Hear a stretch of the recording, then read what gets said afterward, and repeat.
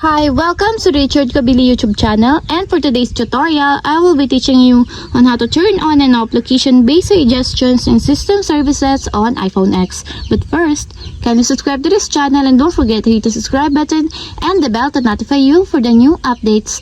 And let's start. Using your iPhone X from your home screen, first go to Settings. Then in the settings, scroll down and click the Screen Time.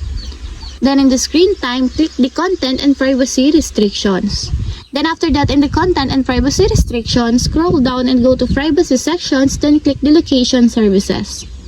Then in the location services, scroll down and click the system services. Then after that, in the system services, find the location-based suggestions. As you will see, there's a switch button on the right side of it. Then all you have to do is just click it to enable until it becomes green. And if you want to disable or turn off, just click again the switch button. And that's it. We have successfully turned on and off location-based suggestions and system services on iPhone X. If you have a question, kindly comment down below, and don't forget to hit the subscribe button and the bell to notify you for the new updates. And thank you for watching.